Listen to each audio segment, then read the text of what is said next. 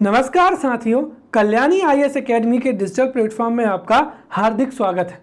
पिछली कक्षा में हमने पढ़ा था कि कृषि का भारतीय अर्थव्यवस्था में महत्व क्या है, कृषि से संबंधित चुनौतियां, कृषि की विशेषताएं, फिर कृषि में निम्न उत्पादकता के कारण, उसके बाद कृषि उत्पादन में वृद्धि हेतु किए गए सुधारों के बारे में।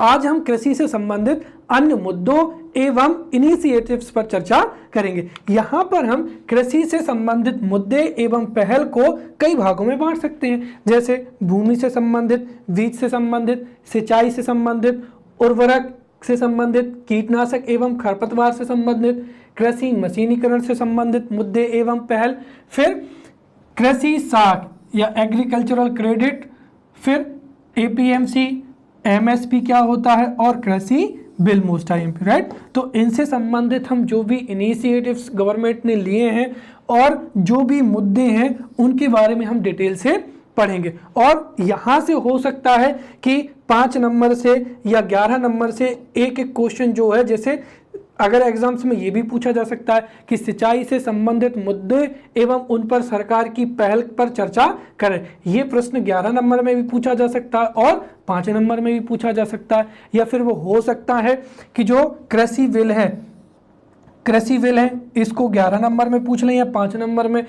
इसी वजह से मैंने यहाँ पर जो जितने भी मुद्दे हैं एवं जितनी भी पहल हैं उनको मैंने इस कैटेगरी में डिवाइड कर दिया है, ताकि हमारे लिए पढ़ना भी आसान होगा और आपको समझना भी आसान होगा, राइट। तो शुरू करते हैं हम यहाँ पर भूमि से। देखिए, कृषि भूमि आधारित एक आर्थिक गतिविधि होती है जिसमें भूमि की गुणवत्ता एवं आकार का किसानों की आय तथा उत्पादकता पर प्रत्यक्ष प्रभाव होता है। इसके साथ ही जो भू अधिकार होते हैं वो समाज में रुतबा एवं साख हेतु, क्रेडिट हेतु क्या है, सुरक्षा के भी होते हैं। तो यहाँ पर जो भू अधिकार है वो सामाजिक रुतबा एवं साख हेतु सुरक्षा के रूप में भी महत्वपूर्ण होते हैं, राइट।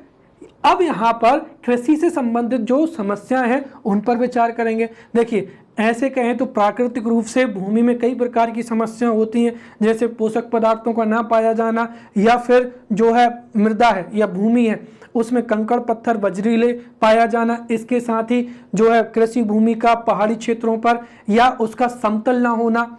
लेकिन इससे ज़्यादा जो वर्तमान समय की समस्या है उस पर अगर हम ध्यान केंद्रित करें तो वो है जनसंख्या वृद्धि।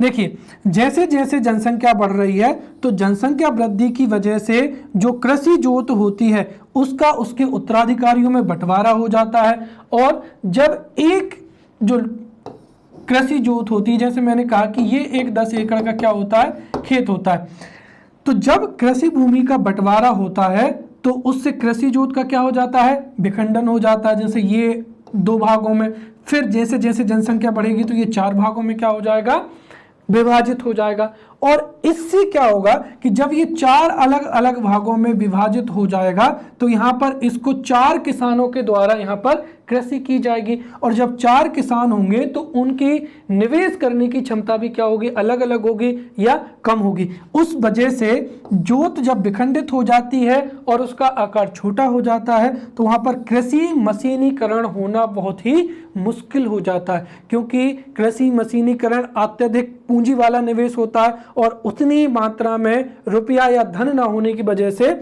मशीनीकरण नहीं हो पाता। और आपको अच्छे तरीके से पता है कि अगर हम किसी में मशीनीकरण नहीं करेंगे या सिंचाई के साधनों का प्रयोग नहीं करेंगे, मशीनीकरण नहीं करेंगे, अच्छे खाद्य उर्वरक बीजों का प्रयोग नहीं करेंगे तो उससे निम्न उत्पादकता होगी और निम्न उत्पादकता से किसानों की आय भी क्या होगी, निम्न होगी। तो ये यहाँ पर भूमि से संबंधित क्या थी, समस्याएं थी। अब इनका समाधान भी है, राइट। समाधान के रूप में पहला ये हो जाएगा कि हमारे देश के छोटे एवं सीमांत किसानों को भूमि एकत्रीकरण, लैंड कंसोलिडेशन हेतु प्रोत्साहित किया जाना चाहिए। और भूमि एकत्रीकरण या लैंड कंसोलिडेशन के लिए 2 उपाय हो सकते हैं। सबसे पहला क्या हो जाएगा, सामूहिक खेती हो जाएगा, राइट। वर्तमान समय में सरकार सामूहिक खेती को भी प्रोत्साहित कर रही है, जिसमें जो आसपास के जो जितने भी किसान होते हैं उनको प्रोत्साहित किया जाता है कि आपके जो जितने भी रिसोर्सेज हैं उनका आप क्या करिए, पूल करिए, मतलब इकट्ठा करिए। जैसे ये 6 किसान हैं, तो सरकार का कहना यह है कि सामूहिक खेती में 6 किसान अपनी भूमि का एक तरीके से बड़ा, एक पूरा पूरा भूमि का इकट्ठा एक बड़ा प्लॉट बनाएंगे, राइट, और इनके पास में जो भी संसाधन है उनको ये क्या करेंगे, उसका भी एक तरीके से पूल बनाएंगे। जैसे अगर हो सकता है कि किसी एक जो है, एक किसान के पास में ट्रैक्टर है, इसके पास में हो सकता है कि लैंड लेवलर हो जाएगा, राइट, हो सकता है इसके पास में क्या है, हार्वेस्टर है, राइट। तो इस तरीके से कृषि भूमि तथा उनके पास जितने भी संसाधन हैं उनको समायोजित करके एक पूल या एक तरीके से हम कह सकते हैं एक समूह बनाया जा सकता है। और जब ये सब लोग सामूहिक रूप से खेती करेंगे तो इससे क्या होगा कि इस पूरे के पूरे क्षेत्रफल में कृषि करना क्या हो जाएगा, आसान हो जाएगा। एक तो कृषि करना इसमें आसान हो जाएगा, दूसरी चीज इसमें निवेश भी बढ़ेगा, राइट। तीसरी चीज जो प्रत्येक किसान है वो अपने अपने कौशल प्रदर्शित करेगा, इससे कृषि में जो है स्किल्स भी क्या होंगी, इंप्रूव होंगी, और फलस्वरूप जो है प्रोडक्शन भी क्या होगा, इंक्रीज होगा। इसीलिए यहाँ पर जो जितने भी छोटे एवं सीमांत किसान हैं उन्हें सामूहिक खेती करना चाहिए। ये एक पहला उपाय है। दूसरा है यहाँ पर कृषि भूमि को बेचकर द्वितीयक एवं तृतीयक क्षेत्र में रोजगार के अवसर तलाशने चाहिए। यहाँ पर ये बात ये है कि अगर देखिए जैसे बाई चांस ये हुआ कि अगर किसी कृषक के पास में यहाँ पर 1 एकड़ या 2 एकड़ जमीन है, अब स्वाभाविक सी बात है वो इतनी कम जमीन पर अपना जीवन निर्वाह नहीं कर सकता है। लेकिन हाँ, अगर वो अच्छा गवर्नमेंट उसको अच्छा प्रशिक्षण दे तो वो अपनी भूमि को बेचकर या उसको किराए पे देकर किसी दूसरे रोजगार में शिफ्ट हो सकता है। इससे क्या होगा कि जो जमीन बेचेगा उसको कोई बड़ा अगर व्यक्ति खरीद लेता है, बड़ा किसान खरीद लेता है, तो उससे क्या होगा, लैंड कंसोलिडेशन होगा, राइट। और जब लैंड कंसोलिडेशन हो जाएगा तो उसमें निवेश करना, इन्वेस्ट करना क्या हो जाएगा, आसान हो जाएगा। फलस्वरूप यहाँ पर कृषि में, एग्रीकल्चर में प्रोडक्टिविटी भी इंप्रूव होगी। तो ये तो पहला पॉइंट था हमारा कि छोटे एवं सीमांत किसानों द्वारा भूमि एकत्रीकरण करना चाहिए, लैंड कंसोलिडेशन होना चाहिए। दूसरा उपाय है यहाँ पर सरकार के द्वारा अधिनियम के माध्यम से या विभिन्न योजनाओं के माध्यम से भूमि सुधार भी करने चाहिए। और यहाँ पर जो भूमि सुधार है ये बहुत महत्वपूर्ण है, इसीलिए ये 5 नंबर में और 11 नंबर में भी पूछे जा सकते हैं। तो हम यहाँ पर स्वतंत्रता के पश्चात में जो जितने भी भूमि सुधार किए गए हैं उनको बहुत डिटेल से समझेंगे, ताकि अगर इस पर से एक क्वेश्चन भी आ जाए तो उसको आप अलग अलग डायमेंशंस में उसका उत्तर देकर आप अच्छे अंक प्राप्त कर सकें, राइट। तो स्वतंत्रता के बाद में जो सबसे पहला भूमि सुधार था वो था जमींदारी उन्मूलन। आपको पता होगा कि ब्रिटिश राज के दौरान जो जमींदार होते थे वो भू राजस्व इकट्ठा करते थे, और एक तरीके से हम कह सकते हैं कि जमींदार वो व्यक्ति होता है जो कुछ भी नहीं करता है, राइट। यहाँ पर कृषक ही पूरा का पूरा क्या करेंगे, खेती करेंगे, यही निवेश करेंगे, यही मेहनत करेंगे, और अंत में जो उत्पादन हो जाएगा उस उत्पादन को जमींदार टैक्स के रूप में क्या करता है, वसूलता था, और उसको जाकर जो अंग्रेज थे उनको जाकर दे देता था। तो एक तरीके से अगर हम यहाँ पर देखें तो जो जमींदार थे ये बगैर कुछ किए हुए ही एक अनाज का एक बड़ा भाग अपने पास में रखते थे, जिसकी वजह से कृषकों को बहुत ही कम जो था अनाज अपने जीवन निर्वाह के लिए बचता था, और ये बहुत बड़ी समस्या थी। तो स्वतंत्रता के बाद से ही जमींदारी उन्मूलन के प्रयास किए गए। और आपको पता होगा कि हमारे संविधान में संपत्ति का अधिकार एक मौलिक अधिकार था, इसीलिए जैसे ही सरकार ने जमींदारों से भूमि लेने की या भूमि छीनने की कोशिश की, ये लोग सुप्रीम कोर्ट में चले गए, और सुप्रीम कोर्ट ने सीधा कह दिया कि चूंकि भूमि या संपत्ति का अधिकार एक मौलिक अधिकार है, इसलिए सरकार लोगों से उनकी संपत्ति नहीं छीन सकती है या उसका एक तरीके से ग्रहण नहीं कर सकती है। इसीलिए फिर हमारी संसद द्वारा प्रथम संविधान संशोधन हुआ था। आपको पता होगा कि प्रथम संविधान संशोधन से अनुसूची 9 जोड़ी गई थी और अनुसूची 9 का संबंध किससे है? भूमि सुधार, राइट। क्या किया गया था कि अनुसूची 9 जोड़ी गई थी और अनुसूची 9 में जितने भी विषय थे उन पर सुप्रीम कोर्ट को व्याख्या का अधिकार नहीं दिया था, इसीलिए भूमि सुधारों को अनुसूची 9 में डाल दिया। अब चूंकि अनुसूची 9 में भूमि सुधार थे, इसलिए सुप्रीम कोर्ट और हाई कोर्ट इनकी व्याख्या भी नहीं कर सकते थे। इस तरीके से हमारे देश में जमींदारी उन्मूलन के प्रयास किए। हालांकि अलग अलग राज्यों ने जमींदारी उन्मूलन के अलग अलग नियम कानून भी बनाए। तो फिलहाल में हम यहाँ पर यही कह सकते हैं कि जमींदारी उन्मूलन स्वतंत्रता पश्चात किए गए भूमि सुधारों में सबसे प्रमुख था, जिसको प्रथम संविधान संशोधन या 9वीं अनुसूची के माध्यम से जमींदारी का उन्मूलन किया गया, राइट।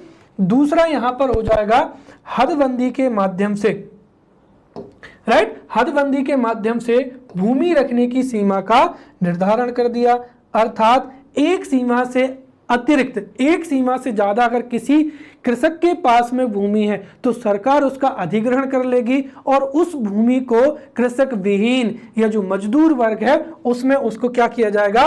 वितरित कर दिया जाएगा, राइट। तो हदबंदी के माध्यम से भूमि रखने की सीमा निर्धारित की गई और जो अधिशेष भूमि थी, अधिशेष भूमि या जो सरप्लस लैंड एरियाज थे उनको कृषि विहीन या कृषि श्रमिकों को वितरित कर दिया। ये दूसरे सुधार थे महत्वपूर्ण।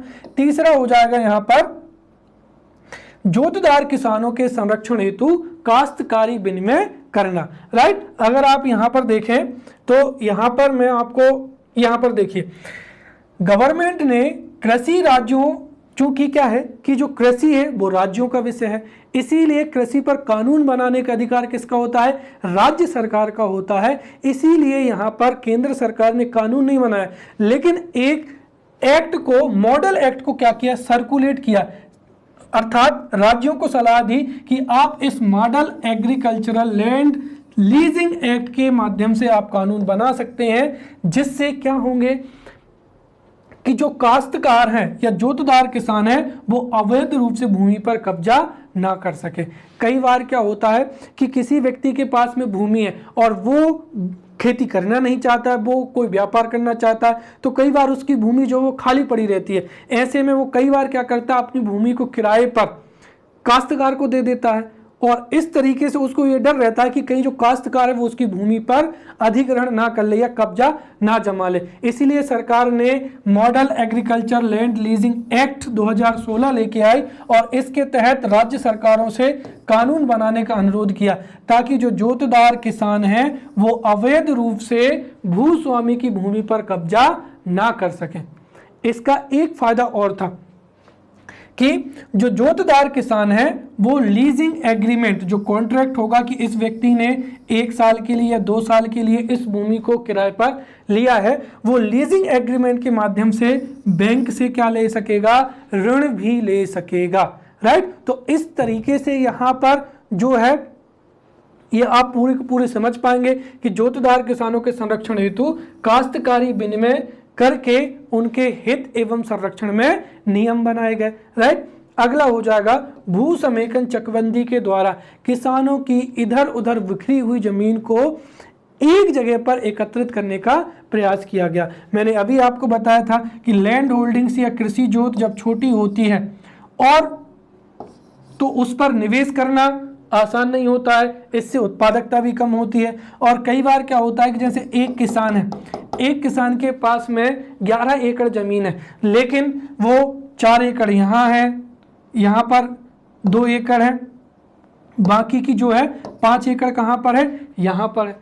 अब अगर वो जैसे ट्यूबवेल लगवाना चाहे या भंडार गृह बनवाना चाहे तो उसको कठिनाई होगी, इसलिए सरकार ने ऑप्शन दिया कि कोई किसान चाहे तो अपनी दूसरी जगह की जमीन छोड़कर एक जगह पर अपनी भूमि का एकत्रित कर सका, उसको यहाँ की भूमि त्यागनी पड़ेगी, गवर्नमेंट उसको यहाँ पर भूमि उपलब्ध करा देगी, राइट। और इस तरह से भू समेकन चकबंदी के माध्यम से जो किसानों की इधर उधर बिखरी हुई जमीन थी उसको एकत्रित करने का प्रयास किया गया ताकि निवेश बढ़े, निवेश बढ़ेगा तो उत्पादकता भी बढ़ेगी, राइट। अगला क्या है सुधार, राष्ट्रीय भूमि रिकॉर्ड आधुनिकीकरण कार्यक्रम द्वारा जो जितने भी भूमि रिकॉर्ड थे या भू रिकॉर्ड थे उनको डिजिटल किया जा रहा है। और यहाँ पर जब भूमि के रिकॉर्ड को जब डिजिटल किया जाएगा तो उससे भू हस्तांतरण से संबंधित जो जितने भी केस हैं वो केस क्या हो जाएंगे, कम हो जाएंगे। और इसके साथ ही जो हदबंदी है उससे भी क्या होगी, पता चलेगी। देखिए इनहेरिटेंस के केस हमारे देश में कई सालों तक क्या होता है कि जब किसी व्यक्ति की मृत्यु हो जाती है तो उसकी जितनी भी संतानें होती हैं उन संतानों में वो पूरा का पूरा बंटवारा होता है। इसीलिए अगर आप देखेंगे तो हर परिवार में, लगभग ग्रामीण क्षेत्र हो या शहर क्षेत्र हो, हर परिवार में जो है वो भूमि से संबंधित विवाद होते हैं और जिनकी जो है केस लंबे समय तक न्यायालयों में चलते रहते हैं। इससे जो उत्तराधिकारी हैं उनका समय भी बर्बाद होता है और वो उस भूमि पर निवेश ना करके उत्पादकता को भी बढ़ाने में या ना बढ़ाने में असमर्थ होते हैं। इसीलिए सरकार राष्ट्रीय भूमि रिकॉर्ड आधुनिकी कार्यक्रम 2008 के माध्यम से सभी रिकॉर्ड को डिजिटल करेगी ताकि जो जितने भी उत्तराधिकारी केस हैं एक तो वो हल हो जाएं और दूसरी चीज ये है कि जो हदबंदी मतलब जो मैक्सिमम सीलिंग है उसका भी पता चल जाए कि किस उत्तराधिकारी के पास में कितनी मैक्सिमम भूमि हो सकती है। तो यहां पर हदबंदी को अंग्रेजी में लैंड सीलिंग भी कहते हैं, राइट। अगला क्या हो जाएगा, यहां पर वन अधिकार अधिनियम 2006 के माध्यम से ऐसे वनवासी जो वनों में रहते हैं तथा 75 सालों से उस भूमि पर खेती कर रहे हैं उनको पट्टा दिया जाएगा या भू अधिकार दिया जाएगा, राइट। और इस तरीके से जो वनवासी हैं उनके पास में भू अधिकार मिल जाएंगे तो वो प्रॉपर तरीके से वहां पर कृषि करेंगे जिससे स्वाभाविक रूप से कृषि में उत्पादकता में वृद्धि होगी, राइट।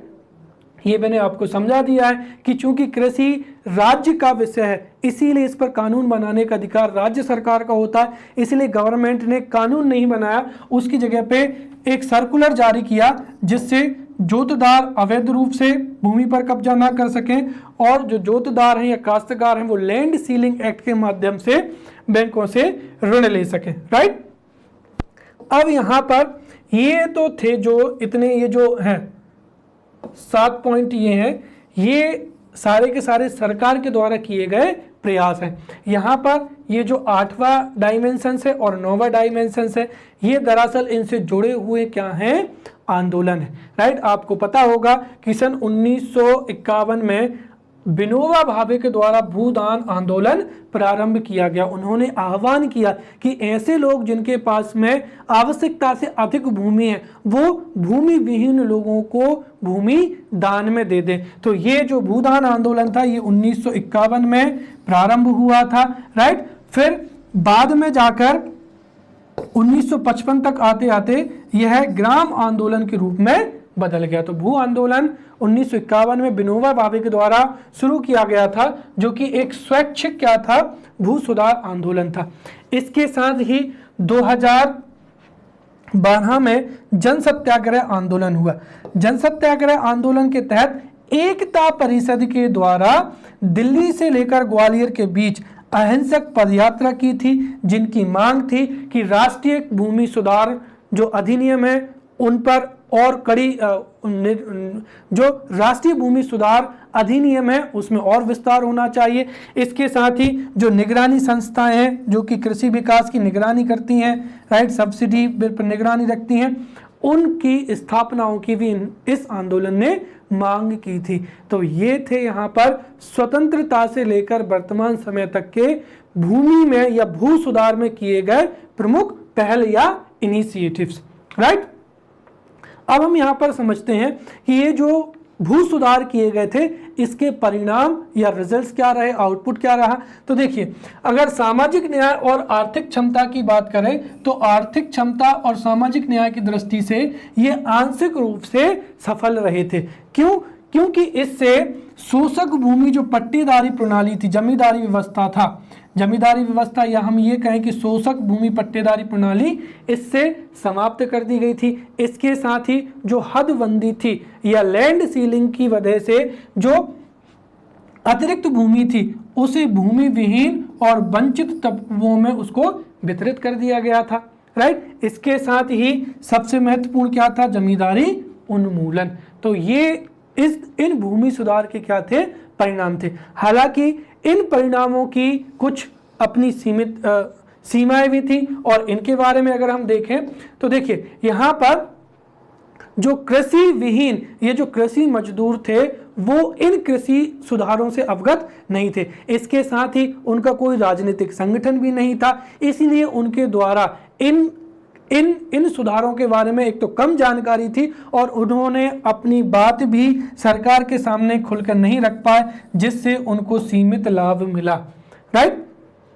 यहां पर कहने का मतलब ये हुआ कि जो जमींदार वर्ग था वो राजनीतिक रूप से भी सक्रिय था, इसलिए उसने उठापटक करके किसी न किसी तरीके से अधिक भूमि को अपने पास रखने का प्रयास किया।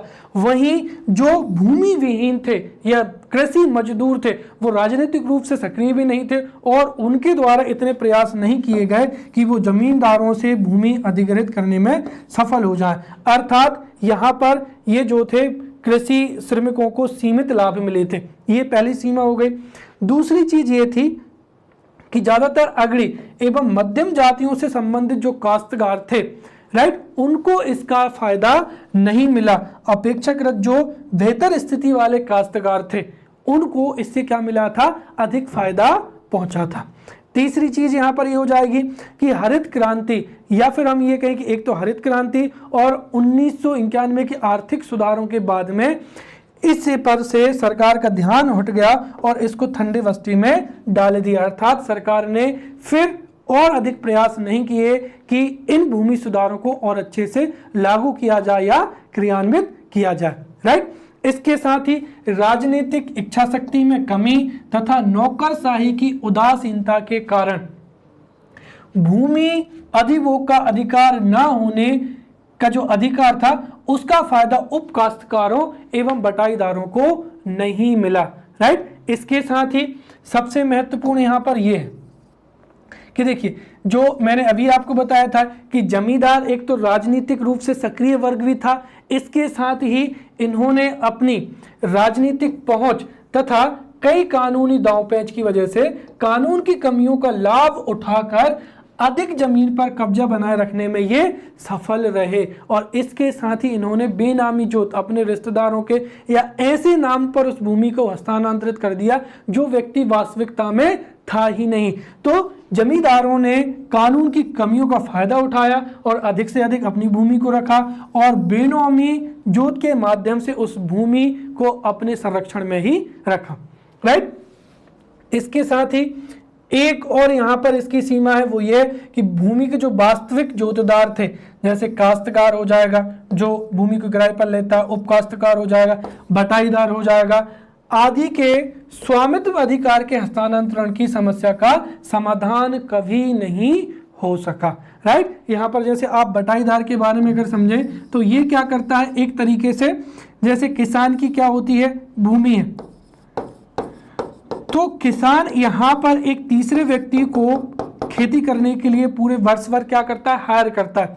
ये जो तीसरा व्यक्ति है जिसको हम बटाईदार कहते हैं, ये पूरा का पूरा यहाँ पर मेहनत करेगा, सिंचाई करेगा, थ्रेसिंग करेगा और अंत में क्या होता है कि बटाईदार को अगर आप देखें तो बटाना कहने का मतलब ये हुआ कि 1 कुंटल जैसे 100 केजी अनाज है तो उसमें से 10 केजी जो अनाज है वो बटाईदार को मिलता है और 90 केजी जो है वो भूस्वामी को मिलता है। तो वास्तविक रूप से जो खेतों में या जो कृषि में जो मेहनत करते हैं वो बटाईदार या काश्तकार या उपकाश्तकार करते हैं और इनको भूमि के अधिकार या इनको जो भूमि के हस्तांतरण की जो समस्या थी उसका समाधान आज भी नहीं हो सका है। ये इसकी क्या थी, सीमाएं थी। भविष्य में अगर हम भूमि सुधारों पर चर्चा करें तो निष्कर्ष रूप में या आगे की राय में हम ये कह सकते हैं कि जो भूमि हदबंदी के कानून है और अधिशेष भूमि के वितरण का एक प्रभावी अनुपालन होना चाहिए, ताकि जो अधिशेष भूमि है या सरप्लस लैंड है वो भूमि विहीनों में आसानी से वितरित हो सके। इसके साथ ही कानूनी प्रक्रियाओं एवं प्रशासनिक मशीनरी को सरल बनाना चाहिए। उसके बारे में जो कृषि विहीन है उनको योजनाओं के बारे में जागरूक करना चाहिए, ताकि जो जितनी भी गवर्नमेंट के द्वारा योजनाएं लाई जा रही हैं उनसे संभावित लाभार्थी जो कृषि विहीन है या कृषि श्रमिक हैं उनको अधिक से अधिक जानकारी दी जानी चाहिए। तो हमने यहाँ पर स्वतंत्रता के बाद से जो भूमि सुधार हुए हैं उनके बारे में चर्चा की, उससे कितने फायदे हुए उस पर देखा, उसकी सीमाएं क्या थी वो समझा, और निष्कर्ष रूप में हम कह सकते हैं कि आगे सरकार और क्या कर सकती है। राइट, तो यहाँ पर ये भूमि से संबंधित मुद्दे एवं हमने सरकार के द्वारा लिए गए इनिशिएटिव या सरकार के द्वारा की गई पहल के बारे में समझा। अब हम यहाँ पर बीज के बारे में पढ़ेंगे। देखिए, कृषि भूमि में या जो हमारे देश में जितनी भी एग्रीकल्चरल लैंड है उसमें हम कभी भी विस्तार नहीं कर सकते हैं। राइट, लेकिन अगर हमें उत्पादकता बढ़ाना है तो कृषि में जितने भी इनपुट्स होते हैं, चाहे वो बीज हो, फर्टिलाइजर हो या मशीनीकरण हो, उसमें अगर हम वृद्धि करें तो उत्पादकता में क्या होगी, वृद्धि होगी। इसीलिए अगर हमें कृषि में उत्पादकता में वृद्धि लानी है तो हमें बीजों पर ज़्यादा ध्यान देना होगा। तो स्पष्ट रूप से कहा जा सकता है कि कृषि भूमि में विस्तार नहीं हो सकता है, परंतु उन्नत बीजों के प्रयोग से उत्पादकता को बढ़ाया जा सकता है। और यदि प्रश्न पूछा जाए 5 नंबर में कि कृषि उत्पादकता बढ़ाने में बीजों की क्या भूमिका है या क्या किया जाना चाहिए, तो उसको हम सबसे पहले देखेंगे। यहाँ पर समझेंगे कि देखिए, उत्पादकता में वृद्धि होती सबसे पहले तो जो हाइब्रिड बीज है उनको प्रत्येक वर्ष बदला जाना चाहिए। अब आप सोच रहे होंगे कि हाइब्रिड बीज क्या होते हैं। देखिए, यहाँ पर जो हाइब्रिड बीज होते हैं वो देखिए दो या दो से अधिक फसलों के संकर द्वारा अर्थात क्रॉस ब्रीडिंग द्वारा संकर बीजों को तैयार किया जाता है। इस तरीके से अगर किसी किसान के पास में संकर बीज हैं अर्थात 2 फसलों की क्रॉस ब्रीडिंग के द्वारा तैयार जो संकरित बीज हैं उनको हाइब्रिड बीज भी कहते हैं। राइट, तो हाइब्रिड बीजों का इस्तेमाल हो रहा है, तो हाइब्रिड बीजों को प्रत्येक वर्ष बदला जाना चाहिए, क्योंकि दूसरी बार जब उनका बीज के रूप में इस्तेमाल करते हैं तो वो उतनी उत्पादकता नहीं देते हैं। तो हाइब्रिड बीजों को प्रत्येक वर्ष तथा जो गैर हाइब्रिड बीज हैं उनको प्रत्येक 3 सालों में बदल देना चाहिए। इसके साथ ही भारत में जो बीज प्रतिस्थापन दर है, बीज रिप्लेसमेंट रेशियो, इसको भी हमको क्या करना है, बढ़ाना है।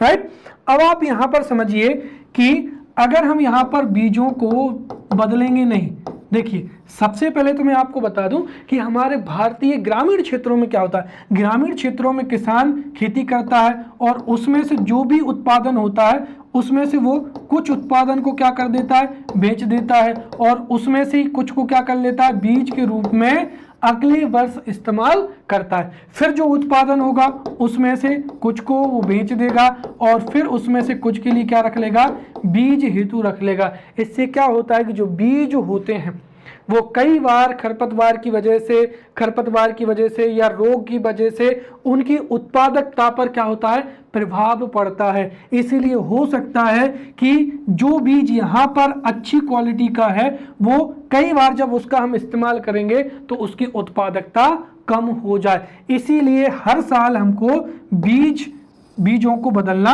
चाहिए और इसी को हम क्या कहते हैं, बीज प्रतिस्थापन दर या सीड रिप्लेसमेंट रेशियो।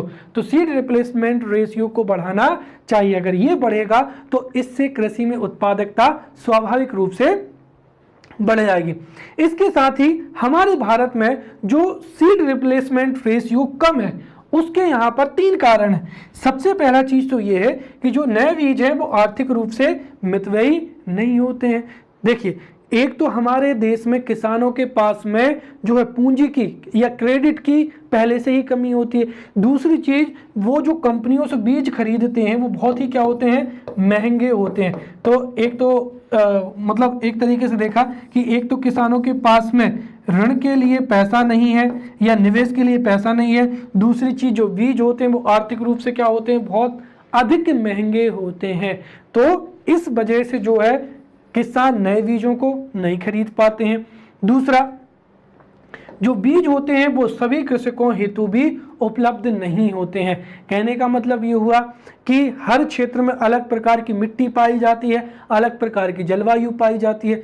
जितने प्रकार के बीज नहीं होते हैं उससे अधिक प्रकार की जलवायु एवं मिट्टी हमारे देश में पाई जाती है। और सबसे बड़ी बात, जागरूकता भी नहीं होती है। इस वजह से जो कंपनियां बीज बनाती हैं उनके वो जो हैं वो सभी कृषकों के लिए भी उपलब्ध नहीं करा पाती हैं, राइट। इसके साथ ही उन्नत बीजों का प्रयोग भी करने में असफल हो जाते हैं, राइट।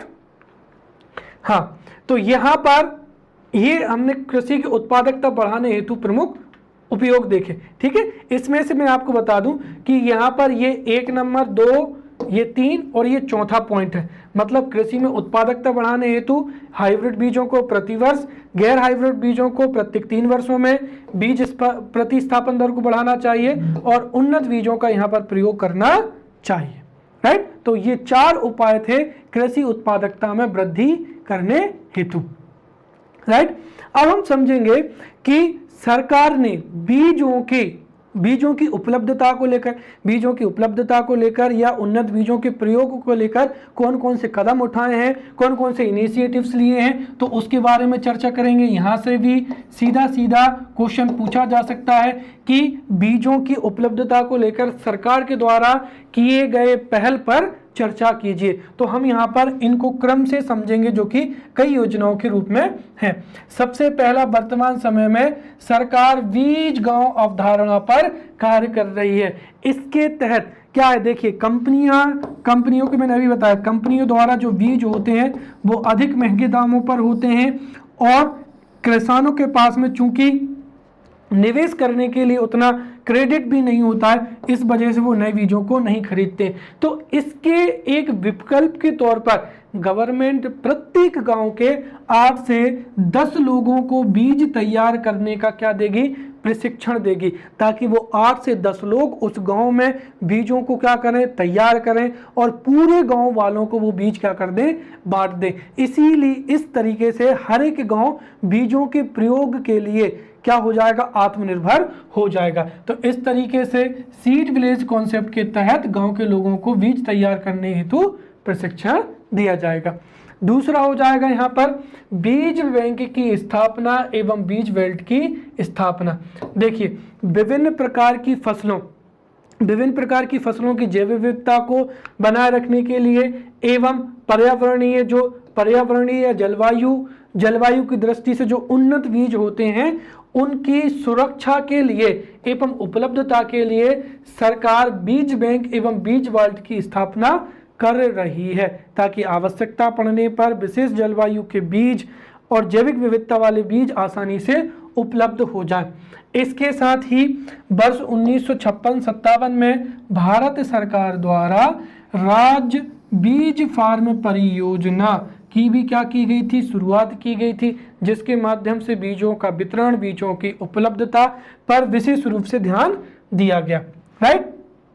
इसके साथ ही यहाँ पर देखिए, बीज बाजार में आसानी से उपलब्ध हो सके, सस्ते दामों पर उपलब्ध हो सके, उनसे पर्यावरणीय किसी भी प्रकार का नुकसान ना हो, किसानों के लिए वो अफोर्डेबल हो।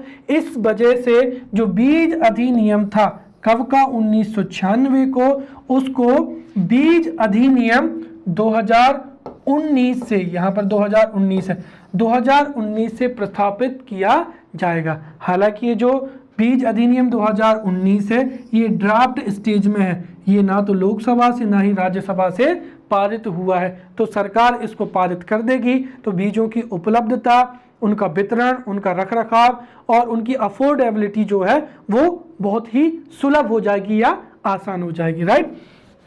अगला हो जाएगा, सरकार ने 1963 में राष्ट्रीय बीज निगम की स्थापना की थी। ठीक है, यहां पर आप ध्यान रखें 1963 में राष्ट्रीय बीज निगम पूरे भारत के लिए इसकी स्थापना हुई, और जब इसने अच्छे तरीके से काम किया, अब सरकार जो है वो हर राज्य में और विशेष क्षेत्रों में बीज बैंक की स्थापना कर रही है। राइट, नेक्स्ट हो जाएगा, विदेशों में जो उच्च गुणवत्ता वाले बीज हैं उनकी आपूर्ति हमारे देश में आसानी से हो सके, इसके लिए 1988 में ही सरकार ने new policy on seed development बनाई है, और इस पॉलिसी के तहत विदेशों के उच्च गुणवत्ता वाले बीजों की आपूर्ति भारत में भी हो सकेगी। राइट, तो ये यहाँ पर सरकार के द्वारा लिए गए इनिशिएटिव्स थे, किस हेतु?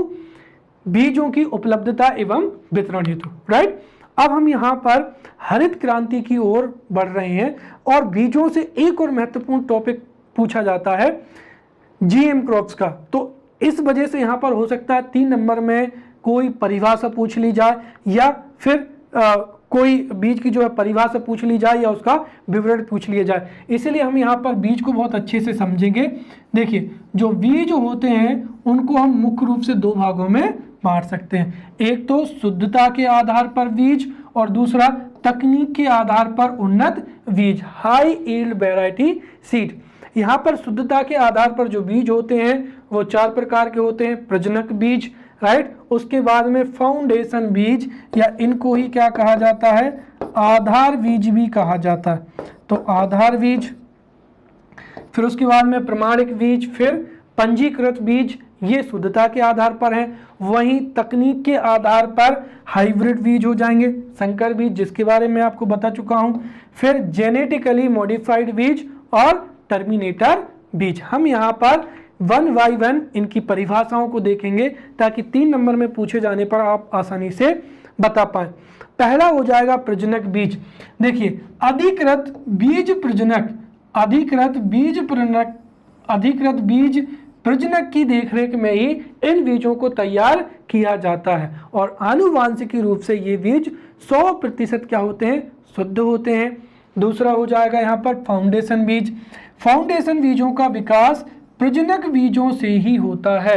अंतर केवल इतना होता है कि इन्हें प्रमाणीकरण संस्थाओं जैसे राष्ट्रीय बीज निगम, या कृषि विश्वविद्यालय, या state farm corporation of India द्वारा इनका उत्पादन किया जाता है, और ये भी आनुवांशिक रूप से क्या होते हैं, शुद्ध होते हैं। राइट, तीसरा हो जाएगा यहाँ पर पंजीकृत बीज। इनका विकास भी आधार बीज, या फिर हम क्या कहें, फाउंडेशन बीज। तो इनका जो विकास है वो फाउंडेशन बीज या आधार बीज से किया जाता है, और इनका विकास भी प्रमाणीकरण संस्था की देखरेख में किया जाता है। राइट, नेक्स्ट हो जाएगा प्रमाणित बीज। इनका विकास भी आधार बीज या पंजीकृत बीज से किया जाता है, और इनकी मुख्य विशेषता ये होती है कि जो प्रमाणित बीज होते हैं, सर्टिफाइड होते हैं, इनका कमर्शियल इस्तेमाल ज़्यादा होता है। जो बड़ी बड़ी कंपनियां होती हैं वो विशेष प्रोडक्ट बनाने के लिए इन सर्टिफाइड जो बीज होती हैं उनका इस्तेमाल करती हैं। राइट, चलिए अब उसके बाद में हाइब्रिड बीज या संकर बीज। 2 या 2 से अधिक फसलों के संकर द्वारा इन बीजों को क्या किया जाता है, तैयार किया जाता है। इनको हाइब्रिड बीज या संकर बीज भी कहते हैं। राइट, उसके बाद में हो जाएगा टर्मिनेटर बीज। राइट, देखिए टर्मिनेटर बीज ऐसे बीज होते हैं जो अपने ही भ्रूण का विकास अवरुद्ध कर देते हैं, अर्थात इन बीजों को जब पुनः बीज के रूप में इस्तेमाल करते हैं तो उनका उत्पादन बहुत ही कम होता है। और इसका फायदा क्या होता है वो आप समझिए। देखिए, जैसे जो जीएम क्रॉप्स होती हैं, जो जितनी भी बड़ी बड़ी कंपनियां होती हैं वो करोड़ों रुपए खर्च करके क्या करेंगी, ऐसे बीज बनाएंगी जिनका उत्पादन अधिक होगा, जिनकी रोग से लड़ने की क्षमता अधिक होगी, जो सूखे की स्थिति में या बाढ़ की सूखे की स्थिति में, अधिक पानी की स्थिति में अच्छी पैदावार दे सकती हैं। अब मान लीजिए कि किसी कंपनी ने अगर इन बीजों को मार्केट में लॉन्च कर दिया, किसी एक किसान ने खरीद लिया और उस किसान ने उत्पादन करके उसको अपने साथ वालों को बेच दिया। तो इस तरीके से तो जिस कंपनी ने जीएम क्रॉप्स बनाए वो तो कंगाल हो जाएगी। इसीलिए जीएम क्रॉप्स जो होते हैं उनमें इस तरीके से तैयार किया जाता है कि उनका जो भ्रूण का विकास होता है वो क्या होता है, अवरुद्ध हो जाता है। इससे जब उनको अगले साल पुनः बीज के रूप में इस्तेमाल करते हैं तो उससे उत्पादन कम होता है। और इसी वजह से जो होता है, इसी वजह से इनको हर वर्ष या प्रत्येक वर्ष किसानों को खरीदना होता है। और जब किसान प्रत्येक वर्ष कंपनी से बीज खरीदेंगे तो उससे जो कंपनियां हैं उनको भी क्या होगा, फायदा होगा। तो आपको यहाँ पर यही चीज़ याद रखनी है कि जो टर्मिनेटर बीज होते हैं और जीएम क्रॉप्स होते हैं उनमें अंतर केवल इतना है कि जीएम क्रॉप्स और टर्मिनेटर क्रॉप्स दोनों आनुवांशिकी में परिवर्तन करके जीन एडिटिंग के द्वारा तैयार किए जाते हैं। टर्मिनेटर बीज ऐसे बीज होते हैं जिनका भ्रूण अवरुद्ध होता है, अर्थात उनको पुनः बीज के रूप में इस्तेमाल नहीं किया जा सकता है। इसी वजह से जो टर्मिनेटर बीज होते हैं उनका इस्तेमाल करने हेतु हर वर्ष कंपनी से बीजों को खरीदना पड़ता है।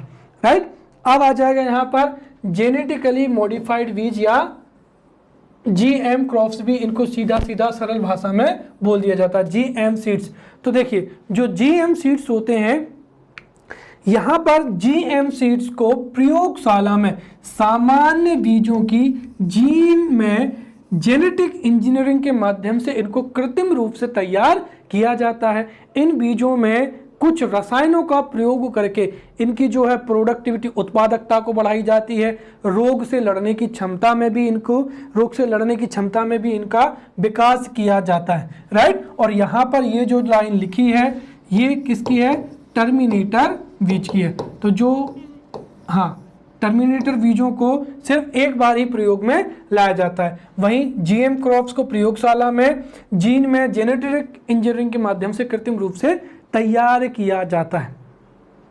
अब अगर जीएम क्रॉप्स इतने अच्छे तो इनके फायदे क्या हैं? फायदों को समझने के लिए अगर आप देखें तो जो जीएम क्रॉप्स होते हैं, सबसे पहली चीज तो जीएम क्रॉप्स से प्रोडक्टिविटी बढ़ती है। वहीं ये जो जीएम क्रॉप्स होते हैं ये कीटों एवं बीमारियों के द्वारा होने वाले नुकसान को क्या कर देते हैं, कम कर देते हैं। अर्थात इनकी कीटों से एवं बीमारियों से लड़ने की शक्ति या क्षमता अधिक होती है, जिससे जो किसान है उसका नुकसान कम होता है। इसके साथ ही ये जलवायु, जैसे ये दबाव सहने की इनकी जो क्षमता होती है वो अधिक होती है। मतलब ये सूखे की स्थिति में, अधिक वर्षा की स्थिति में, अधिक ठंड होने पर, अधिक गर्मी होने पर भी ये उस दबाव को सह लेते हैं। और इसके साथ ही उनकी जो है उत्पादन में कोई प्रभाव नहीं पड़ता है, बल्कि उत्पादन बढ़ता भी है। राइट, इसके साथ ही ये अनुत्पादक भूमि पर भी इनसे खेती की जा सकती है। अर्थात जहाँ पर भूमि में उपयुक्त क्या है, पोषक तत्व नहीं पाए जाते हैं, वहां पर भी जीएम क्रॉप्स की मदद से या जीएम सीड्स की मदद से खेती संभव होती है। और इसके साथ ही जो है फसलों की गुणवत्ता और उसमें उत्पादकता में वृद्धि भी होती है। तो ये यहाँ पर जीएम फसलों के 4 आपको विशेषताएं याद रखनी है। पहली, रोग एवं बीमारियों से लड़ने की क्षमता। दूसरा, अनुकूल परिस्थितियां ना होने पर या जलवायु विशिष्ट जलवायु जैसे अधिक ठंड, गर्मी, इनमें भी ये अच्छे से उत्पादकता दे सकती हैं। फिर जो अनुपयुक्त भूमि होती है, अनुत्पादक भूमि, उसमें भी इनकी फसल हो सकती है। चौथी चीज, इनमें उत्पादकता एवं गुणवत्ता में भी क्या होती है, वृद्धि होती है। तो ये जीएम क्रॉप्स के बारे में था। अब देखिए, जीएम क्रॉप्स की ये तो विशेषताएं थी, लेकिन जीएम क्रॉप्स की लगातार प्रयोग करने से कुछ हानियां भी होती हैं। तो ये यहाँ पर हमारे सिलेबस से सीधा सीधा संबंधित है। अगर आपसे पूछा जाए कि जीएम क्रॉप्स कृषि में किस तरीके से फायदेमंद होते हैं, तो हमें यहाँ पर ये वाला उत्तर लिखना है। और अगर पूछा जाए कि जो जीएम क्रॉप्स हैं, जीएम क्रॉप्स की हानियां क्या हैं या जीएम क्रॉप्स का इस्तेमाल किस वजह से नहीं होना चाहिए, तो हमें इनका उत्तर देना है। सबसे पहला अगर हम यहाँ पर देखें तो भारत सरकार के द्वारा कराए गए अध्ययन से कई एजेंसियों ने ये बात कही है कि अगर लगातार जीएम क्रॉप्स का प्रयोग किया जाए तो उससे भूमि की जो है उर्वरकता वो कम होती चली जाती है और इसके साथ ही उत्पादन भी कम होता है। तो जीएम सीड्स के इस्तेमाल से एक तो भूमि की उर्वरकता कम होती है और दूसरा उत्पादन भी कम होता है। इसके साथ ही जीएम क्रॉप्स जो होते हैं वो महंगे दाम पर होते हैं। तो एक और जहां किसान बढ़ी हुई लागत, भाई महंगे बीजों को खरीदेगा तो उसकी कॉस्टिंग बढ़ जाएगी, तो एक तो किसानों की लागत बढ़ती है और वहीं पर अगर कम उत्पादन हो जाए तो उससे किसान को दो तरीके से नुकसान होता है।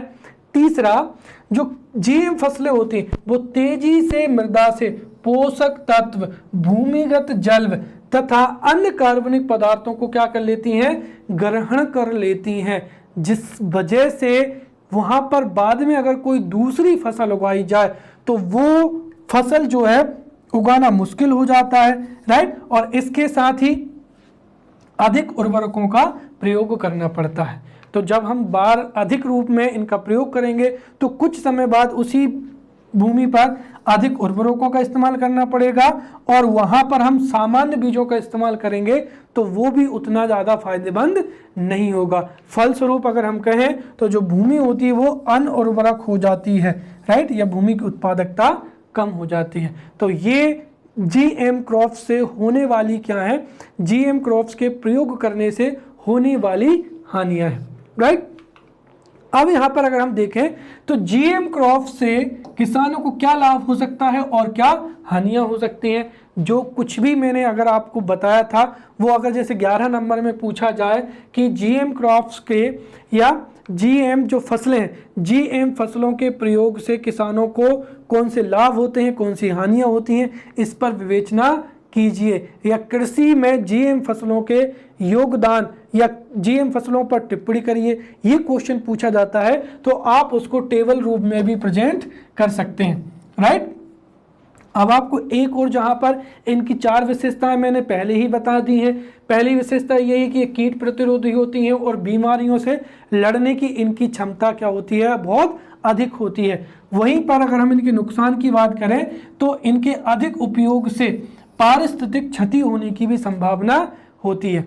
देखिए क्या होती है कि जब जैसे बीटी वैगन का या बीटी जो कॉटन है उसका जब हमारे देश में प्रयोग किया गया तो वैज्ञानिकों ने ये पाया कि शुरुआत में तो ये जो होती हैं ये कीट प्रतिरोधी होती हैं, राइट। इनकी जो क्षमता होती है वो कीटों को अपने पास आने से रोकती है, लेकिन बाद में कीटों के अंदर ही ऐसे गुण आ जाते हैं कि वो और अधिक मात्रा में फिर फसल को क्या कर देते हैं, बर्बाद कर देते हैं। तो अगर हम लाभ में देखें तो एक और जहां पर ये कीट प्रतिरोधी एवं रोग प्रतिरोधी होती हैं तो वहीं दूसरी ओर कुछ समय पश्चात इससे पारिस्थितिक क्षति होने की भी संभावना होती है, क्योंकि जो कीट होते हैं या जो रोग होते हैं वो भी परिवर्तित हो जाते हैं और फिर दोगुनी स्थिति से किसानों को नुकसान पहुंचाते हैं, राइट।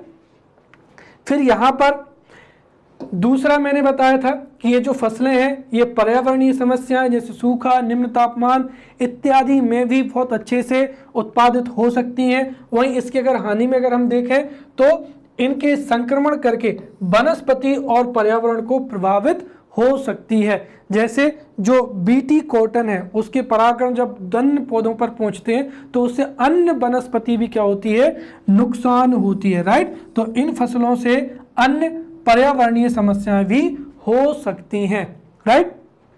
तीसरी चीज मैंने बताई थी कि इनसे एक और जहां अधिक पैदावार होती है और ये वृद्धि करने में भी सफल होती हैं, तो वहीं इसका एक नुकसान ये भी है कि चूंकि ये इनके जो बीज हैं जीएम सीड्स ये बहुत महंगे होते हैं, इसीलिए जो उच्च आय वर्ग के किसान होते हैं वही इनका फायदा ले पाते हैं। निम्न आय वर्ग के किसान इनको मतलब अप्रभावित होते हैं, राइट। अगला, इन पौधों में जीन का हस्तांतरण कर खाद्य टीके का निर्माण कर मानव में रोग प्रतिरोधक क्षमता का भी विकास किया जाता है। मतलब एक तरीके से इनसे हम रोग प्रतिरोधक क्षमता का जो है टीका भी बना सकते हैं जो कि मनुष्य के लिए लाभदायक हो सकता है। वहीं अगर हम दूसरी तरफ देखें तो इससे एक और जहां पर मनुष्य को फायदा हो रहा है तो वहीं पर मनुष्य को नुकसान भी हो रहा है। कैसे? देखिए, इसमें कीटों को एवं रोगों से लड़ने के लिए इसमें जो है प्रोटीन का क्या होता है, उत्पादन होता है। और जब ये प्रोटीन का उत्पादन आवश्यकता से अधिक मात्रा में होता है तो वो कैसा हो जाता है, विषाक्त हो जाता है। और इसी तरीके से जब इन बीजों का प्रयोग हम खाने में इस्तेमाल करते हैं तो पूरी खाद्य श्रृंखला जो है वो विषाक्त हो जाती है। और जिसकी संभावना हम कह सकते हैं कि जब ये विषाक्त प्रोटीन जीव जंतुओं में पहुंचेगा तो स्वाभाविक सी बात है उससे कई प्रकार की समस्याएं भी होंगी। यही कारण है कि जो बीटी बैगन है या जो जितने भी और अन्य जीएम सीड्स हैं उन पर सरकार ने कभी न कभी प्रतिबंध लगाए हैं। और कई देशों में जो नागरिक हैं वो इस बात का विरोध कर रहे हैं कि जीएम सीड्स का इस्तेमाल नहीं होना चाहिए, क्योंकि जीएम सीड से हमारी जो फूड चेन है, खाद्य श्रृंखला है, वो क्या हो जाएगी, प्रभावित हो जाएगी। तो दुनिया के अलग अलग देशों में अलग अलग देशों ने जो है खाद्य श्रृंखला को विषाक्त होने से बचाने के लिए उन पर प्रतिबंध लगाए, राइट। चलिए, तो ये हमारा यहाँ पर जीएम क्रॉप्स के बारे में हमने बहुत अच्छे से पढ़ लिया है। अब यहाँ पर हरित क्रांति का मुद्दा आता है जिसको हम बहुत अच्छे से समझेंगे। देखिए, हरित क्रांति क्या होती है उसको अगर आप समझें तो देखिए, स्वतंत्रता से पहले भारतीय अर्थव्यवस्था जो थी वो अंडर डेवलप्ड थी, या फिर हम ये कहें कि अल्प विकसित थी। अर्थव्यवस्था अल्प विकसित थी क्योंकि ब्रिटिशर्स ने हमारे देश के संसाधनों का प्रयोग उनके आर्थिक हित में किया था, ना कि भारत के हित में किया था। तो एक और जहां पर हमारी अर्थव्यवस्था अल्प विकसित थी तो वहीं दूसरी ओर हमारे देश में जो कृषि का उत्पादन था, एक तो कृषि की वृद्धि जो ग्रोथ रेट थी वो स्थिर थी और उत्पादन भी लगातार कम हो रहा था। और 1950 के लगभग भारत में खाद्यान्न की बहुत बड़ी समस्या थी, राइट।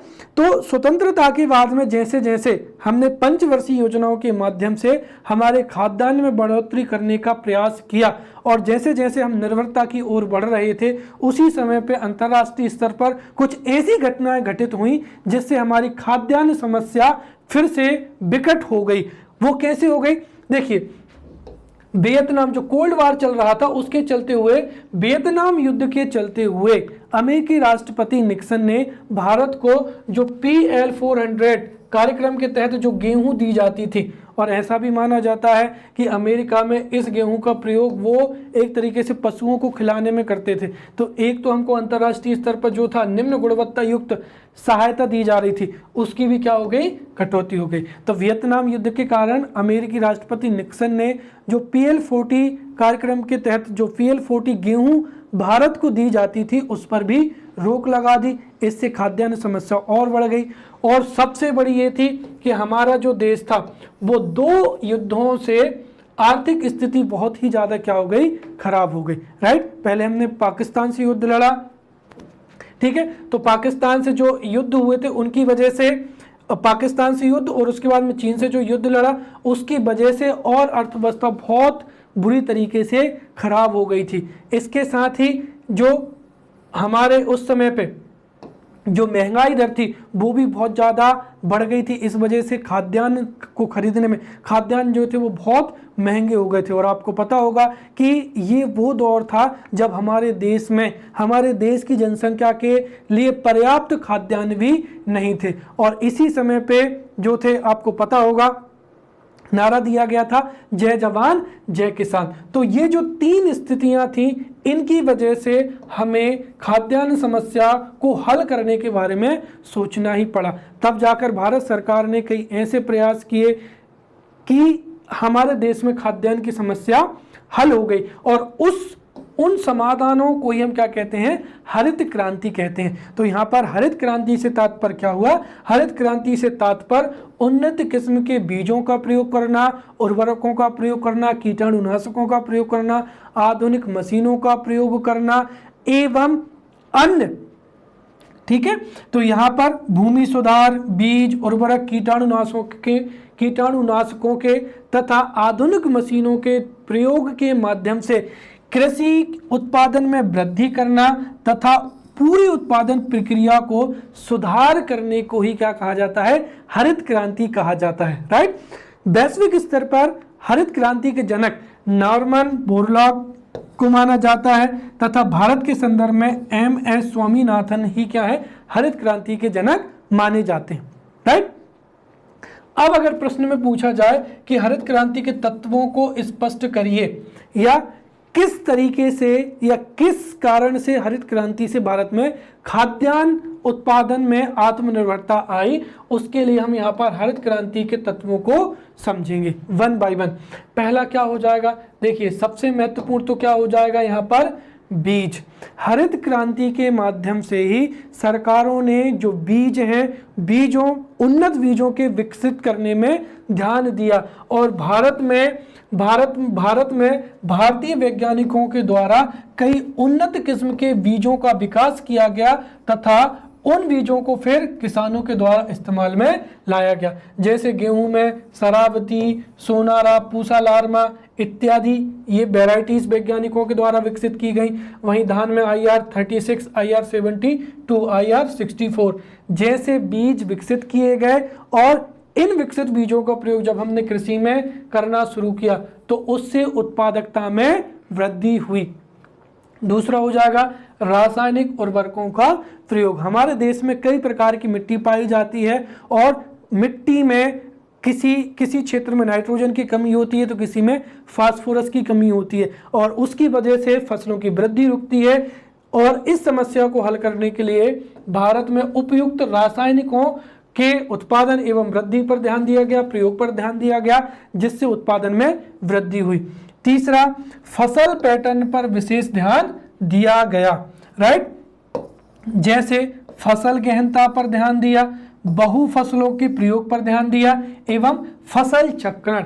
अब आप समझिए यहाँ पर फसल चक्रण क्या होता है। देखिए, जब हम किसी कृषि क्षेत्र में एक ही फसल को बार बार बोते हैं तो उससे क्या होता है, मृदा के जो पोषक तत्व होते हैं उसमें भी कमी हो जाती है। जैसे अगर हमने गेहूं की फसल बोई एक सीजन में तो उससे क्या होगा, मृदा में नाइट्रोजन की कमी हो जाएगी। अगर हम अगली फसल जो है वो फलीदार फसलें बोवें, राइट, जैसे मूंग, अरहर, तुअर, तो गेहूं की वजह से जो नाइट्रोजन में कमी आई है वो फलीदार फसलों की बोने से नाइट्रोजन की क्या हो जाएगी, आपूर्ति हो जाएगी। इस तरीके से मिट्टी में पाए जाने वाले पोषक तत्वों का जो अनुपात है वो बना रहेगा, और मिट्टी की जो उर्वरकता है वो यथावत रहेगी। अगला हो जाएगा सिंचाई सुविधाओं में विकास। सिंचाई सुविधाओं में विकास से पर्याप्त सिंचाई होगी तो उससे भी उत्पादन बढ़ेगा, क्योंकि आपको पता है हमारे देश में जो भारतीय कृषि उसको मानसून का जुआ कहते हैं, क्योंकि अधिकांश क्षेत्रों में आज भी सिंचाई हेतु हम कृषि पर या सिंचाई हेतु हम वर्षा पर निर्भर है। इसलिए सिंचाई सुविधाओं के विकास पर ध्यान दिया गया।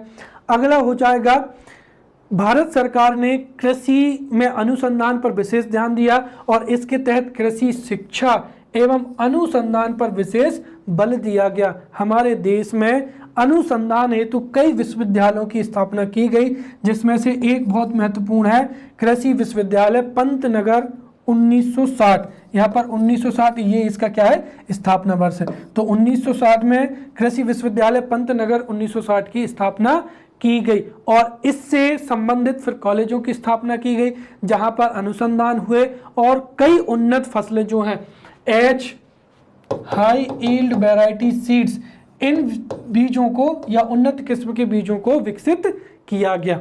राइट। इसके साथ ही कृषि में उत्पादकता बढ़ाने के लिए बेहतर विपणन एवं वितरण की सुविधाएं भी उपलब्ध कराई गई। किसान अपनी उत्पादकता को कई बाजारों में आसानी से बेच भी सके और उच्च दामों पर बेच सके, इसके लिए विपणन एवं वितरण की जो सुविधाएं उन पर विशेष रूप से ध्यान दिया गया। राइट। इसके साथ ही कृषि की जो प्रोड्यूस है उसका कच्चे माल के रूप में इस्तेमाल हो सके, इसीलिए जो है कृषि उद्योग निगमों की भी स्थापना हुई। राइट।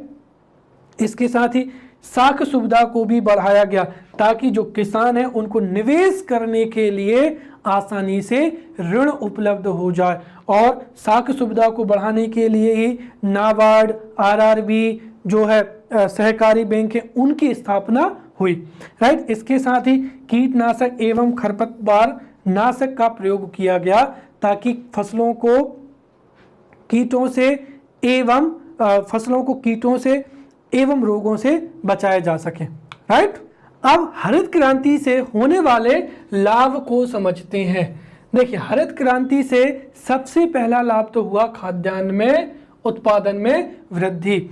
1960 के पहले या हरित क्रांति से पहले जहां पर हमारे देश में खाद्यान्न की किल्लत थी, हमको अमेरिका तथा विदेशों से खाद्यान्न को आयात करना पड़ता था, परंतु हरित क्रांति के बाद में न केवल हमारा देश खाद्यान्न में आत्मनिर्भर हुआ, बल्कि वर्तमान समय में हम आवश्यकता पड़ने पर जरूरतमंद देशों को भी खाद्यान्न का निर्यात कर रहे हैं। राइट। तो खाद्यान्न उत्पादन में वृद्धि हुई, जिसको हम निम्न बिंदुओं से समझ सकते हैं। 1950-51 में जहां पर गेहूं का उत्पादन था 20 मीट्रिक टन, वहीं वर्तमान समय में 17-18 में अगर हम देखें तो 99.8, मतलब हम सीधा हमारा जो उत्पादन है वो 5 गुना बढ़ चुका है। राइट। गेहूं में 20 पंजे 100। राइट। दूसरा हो जाएगा चावल उत्पादन में देखें तो 1950-51 में 33 मीट्रिक टन जो था चावल का उत्पादन होता था, वही 2017-18 में 112 मीट्रिक टन चावल का उत्पादन हो रहा है। अगर हम ओवरऑल पूरे खाद्यान्न की बात करें तो 1950-51 में जहां पर 53 मीट्रिक टन खाद्यान्न का उत्पादन होता था, वहीं वर्तमान समय में 285 या 2017-18 है दरअसल ये यहाँ पर 2017-18 में 285 मीट्रिक टन खाद्यान्न का उत्पादन हो रहा है। और यही वजह है कि दुनिया की हमारे देश में हमारे देश में विश्व का जो कुल क्षेत्रफल है वो 2.4 है, और वहीं पर विश्व की 17% जो आबादी है वो भारत में निवास करती है, और हम 2.4% भूमि की तुलना में 17% जनसंख्या को भोजन खिलाने में समर्थ हैं या आत्मनिर्भर है। ये हरित क्रांति का ही एक हम उदाहरण मान सकते हैं। दूसरा हो जाएगा यहाँ पर हरित क्रांति की वजह से प्रति हेक्टेयर कृषि उत्पादन में वृद्धि हुई है। इसके साथ ही भारत में सिंचाई सुविधाओं में भी विस्तार हुआ है। फिर कृषि उत्पादन का जो था उसको कच्चे माल के रूप में उद्योगों क्षेत्रों के लिए सप्लाई किया गया। इस तरीके से औद्योगिक क्षेत्र में भी कच्चे माल की आपूर्ति में हम सफल हुए। राइट। रोजगार में भी वृद्धि हुई। यहाँ पर जब कृषि में कई यंत्रों का प्रयोग किया गया, कई विभिन्न प्रकार के रासायनिक कीटनाशक और कई यंत्र जैसे आधुनिक यंत्र, ट्रैक्टर हो जाएगा, लैंड लेवलर्स हो जाएगा, तो उस वजह से अलग अलग तरीके से जो है वो रोजगार में वृद्धि भी हुई है। इसके साथ ही बफर स्टॉक की अवधारणा का भी क्या हुआ, जन्म हुआ। राइट। भविष्य में किसी संकट की वजह से, चाहे वो युद्ध हो सकता है, महामारी हो सकती है और कोई अन्य कारण हो सकता है, तो संकट की वजह से भविष्य में खाद्यान्न की आपूर्ति होती, हम अनाज को बफर स्टॉक के रूप में क्या कर सकते हैं, संरक्षित करते हैं, ताकि खाद्य सुरक्षा हो सके और खाद्य सुरक्षा जो योजनाएं हैं उनका भी अनुपालन हो सके।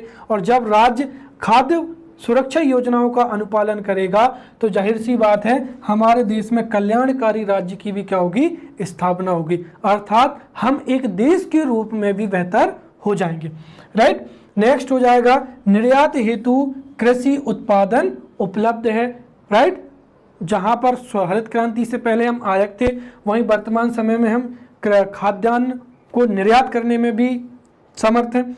अगला हो जाएगा कृषि बचतों में वृद्धि से कृषि निवेश में भी वृद्धि होगी। और ये तो सीधी सी बात है कि जब कृषि में बचत होगी तो उससे निवेश कृषि क्षेत्र में भी बढ़ेगा, और जब कृषि क्षेत्र में निवेश बढ़ेगा तो कृषि क्षेत्र में उत्पादकता बढ़ेगी। वहीं ये निवेश अगर अन्य उद्योगों में भी बढ़ता है तो कुल मिलाकर जब निवेश में वृद्धि होगी तो हमारे देश की अर्थव्यवस्था की जो वृद्धि दर है उसमें भी क्या होगी, वृद्धि होगी। तो ये यहाँ पर थे हरित क्रांति के लाभ।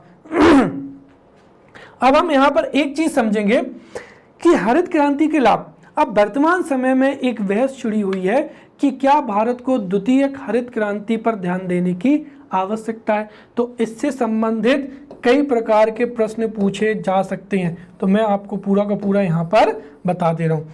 पहला प्रश्न तो यही पूछ सकते हैं कि भारत को द्वितीयक हरित क्रांति की आवश्यकता क्यों है, या फिर क्या भारत को द्वितीयक हरित क्रांति पर विशेष रूप से ध्यान देना चाहिए, या फिर ये पूछा जा सकता है कि प्रथम हरित क्रांति से कौन कौन से क्षेत्र पीछे छूट गए। इसका उत्तर हम चाहें तो कुछ परिवर्तन करके आसानी से दे सकते हैं। तो कंबाइंड रूप से मैं आपको यहाँ पर बताऊंगा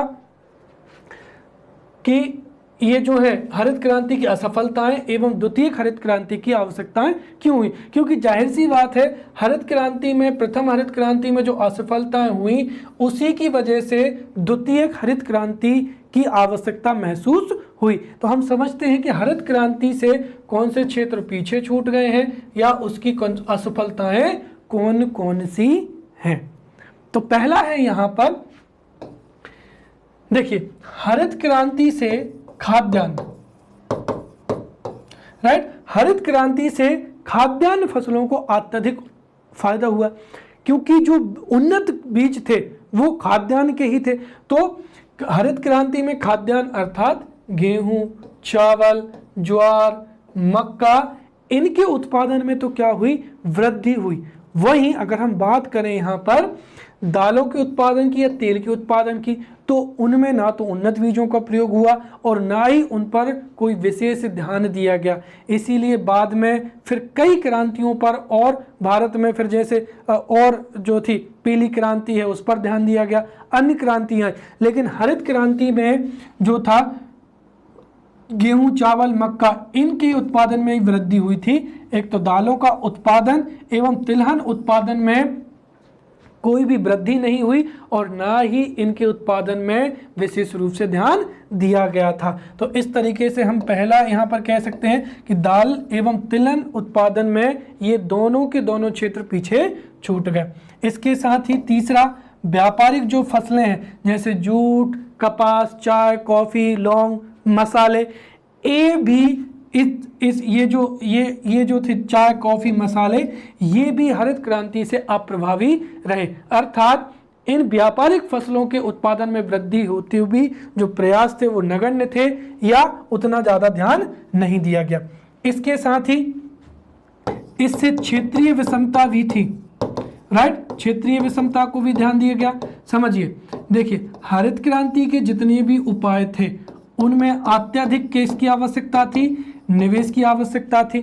यहाँ पर आप एक चीज़ समझें तो पंजाब, हरियाणा और तमिलनाडु, जहाँ के जो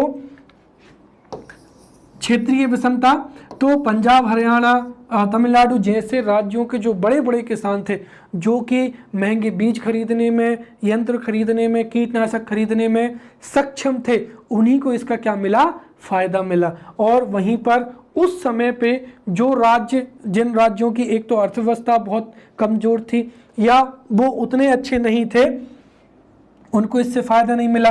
तो अगर देखें तो पंजाब, हरियाणा, आंध्र प्रदेश, तमिलनाडु, मध्य प्रदेश क्षेत्रों, मध्य प्रदेश में ही हरित क्रांति का फ़ायदा मिला। यहाँ पर कृषि जोत का आकार और किसानों की आर्थिक स्थिति भी बढ़िया थी, इसीलिए हरित क्रांति से इन राज्यों को फ़ायदा मिला।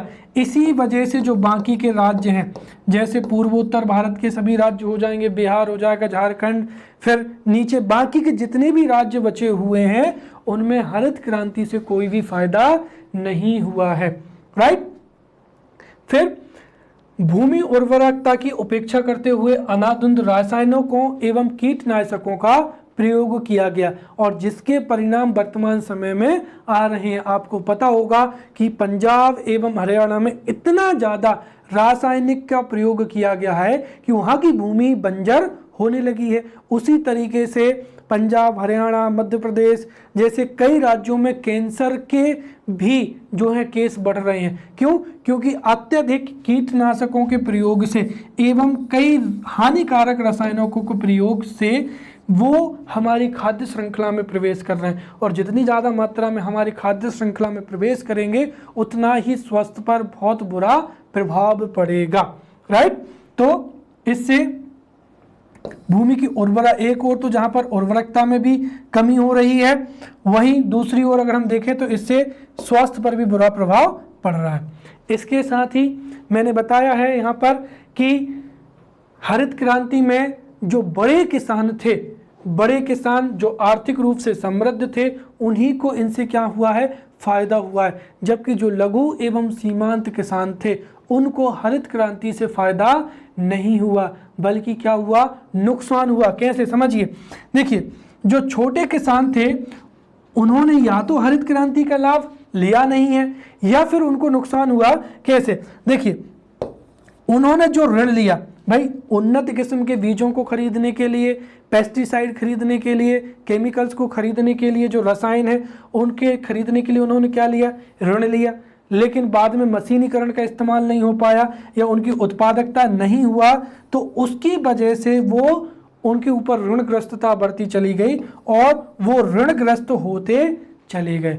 तो छोटे किसान जो थे, छोटे किसानों को एक तो हरित क्रांति से लाभ नहीं हुआ, बल्कि निवेश करने की वजह से ऋणग्रस्तता और बढ़ी गई। राइट। इसके साथ ही अगर आप देखेंगे तो यहाँ पर भारत में अभी भी 60% क्षेत्र ऐसा है जहाँ पर हरित क्रांति जो है वो लागू हुई नहीं है। मतलब 60% क्षेत्रों में आज भी हरित क्रांति का फायदा नहीं है। और इसके साथ ही क्षेत्र विशेष के बीजों के विकास पर भी ध्यान नहीं दिया गया है। केवल जो है बीज विकसित तो ही किए गए हैं, लेकिन जलवायु के आधार पर या अलग अलग क्षेत्रीय विषमताओं के आधार पर भी बीज उपलब्ध नहीं है। राइट। इसके साथ ही आर्थिक विषमता भी आई है। कैसे, यहाँ पर समझिए, मैंने अभी अभी आपको बताया था कि एक और जहाँ पर बड़े किसानों को इससे क्या हुआ, फायदा हुआ, वहीं जब लघु एवं सीमांत किसानों ने निवेश करने की कोशिश की तो उनकी क्या बढ़ी, ऋणग्रस्तता बढ़ती चली गई। इससे स्पष्ट होता है कि एक और अमीर किसान अमीर होते चले गए और वहीं जो गरीब किसान थे वो गरीब होते चले गए या ऋणग्रस्त होते चले गए। राइट। इसके साथ ही पर्यावरण पर भी इसके व्यापक प्रभाव पड़ा। राइट। मृदा में अत्यधिक रसायनों के प्रयोग से लवणीकरण बढ़ा। राइट। फिर जलाक्रांति, मृदा अपरदन एवं प्रदूषण जैसी समस्याएं दृष्टिगोचर हुई। इसके साथ ही अत्यधिक सिंचाई के कारण भूजल स्तर का क्या है, कम होना है। और 2020 तक आते आते अंतर्राष्ट्रीय स्तर पर कई संस्थाओं ने घोषणा कर दी है कि भारत जो है वो एक वाटर स्ट्रेस्ड कंट्री है, अर्थात हमारे देश में भविष्य में जल संकट आएगा। क्योंकि यहाँ पर अगर आप देखें हमारे देश में जो है वो बिजली जो है वो सब्सिडाइज मिलती है और किसान जो है वो इतना ज़्यादा ध्यान देते नहीं हैं, इसीलिए ज़रूरत से अधिक जो है सिंचाई में प्रयोग किया जाता है। दूसरी चीज़ ये है कि हमारे पास में जो सिंचाई के नवीन साधन हैं, जैसे ड्रिप है या स्प्रिंकलर है, जिनसे हम पानी को बचा सकते हैं, उनका भी अभाव है। इसीलिए अत्यधिक जल दोहन से भूजल का स्तर भी क्या हो रहा है, कम हो रहा है, जो कि भविष्य में जल संकट के रूप में हमारे सामने आ सकता है। फिर वनोन्मूलन की समस्या, आधुनिक यंत्रों के प्रयोग से जहां पर वन थे उनको काटा गया और कृषि क्षेत्र में भी वृद्धि की गई। इससे वनों का क्या हुआ, उन्मूलन हुआ। इसके साथ ही मैंने बताया स्वास्थ्य पर भी क्या पड़ा है, बुरा प्रभाव पड़ा है। राइट। अब आप यहाँ पर समझिए, तो ये तो हम ओवरऑल तरीके से कह सकते हैं ये हो जाएंगी यहाँ पर हरित क्रांति की असफलताएं या हरित क्रांति से पीछे छूटे गए क्षेत्र। अब अगर पूछें कि द्वितीय क्रांति की आवश्यकता क्यों है या हम किस तरीके से द्वितीय क्रांति में किन क्षेत्रों में अच्छा कर सकते हैं, तो उसके लिए मैं आपको बता दूं कि ये देखिए, द्वितीय क्रांति से अगर हमारे देश में द्वितीय क्रांति पर विशेष रूप से ध्यान दिया जाता है तो हम हमारे देश में जो है द्वितीय क्रांति से दाल उत्पादन, तिलहन उत्पादन एवं व्यापारिक फसलों के उत्पादन में भी वृद्धि कर सकते हैं। इस तरीके से खाद्यान्न के साथ साथ तिलहन, दलहन एवं व्यापारिक फसलों में भी वृद्धि की जा सकती है। वहीं ऐसे राज्य जहां पर हरित क्रांति से फायदा नहीं हुआ है, अर्थात 60% जो क्षेत्र बचा हुआ है, उस क्षेत्र में भी हम उत्पादकता को भी क्या कर सकते हैं, बढ़ा सकते हैं। राइट। इसके साथ ही विभिन्न योजनाओं के माध्यम से जो लघु एवं सीमांत किसान हैं उनको ऋण उपलब्ध कराकर हम द्वितीय क्रांति के माध्यम से उनको भी लाभान्वित कर सकते हैं। इसके साथ ही क्षेत्रीय जलवायु के आधार पर बीजों का विकास या बीजों का विकास करके हम क्षेत्रीय स्तर पर भी जो है उत्पादन को वृद्धि कर सकते हैं। इसके साथ ही द्वितीय क्रांति का प्रयोग से आर्थिक समानता भी लाई जा सकती है। जो गरीब किसान हैं उनको सुविधाएं उपलब्ध कराकर उनके द्वारा उत्पादन में भी वृद्धि की जा सकती है, जिससे आर्थिक समानता भी आ सकती है। इसके साथ ही जो खाद्य रसायन है, जैसे रासायनिक उर्वरक हो जाएंगे, कीटनाशक हो जाएंगे, फिर मृदा में कौन से पोषक तत्व पाए जाते हैं, उनका अगर हम वैज्ञानिक तरीके से अध्ययन करते हैं, उनके बारे में किसानों को जागरूकता दे सकते हैं। जैसे मृदा स्वास्थ्य कार्ड, इसके माध्यम से अगर हम किसानों को जागरूक कर दें तो उससे मृदा में लवणीकरण, ठीक है, लवणीकरण, मृदा अपरदन, जल क्रांति जैसी समस्याएं भी जो हैं वो कम हो सकती हैं। इसके साथ ही अगर कृषि में जो है उन्नत टेक्नोलॉजी जैसे ड्रिप इरिगेशन हो जाएगा या स्प्रिंकलर का प्रयोग करें तो हम भविष्य के लिए जल को भी संरक्षित कर सकते हैं।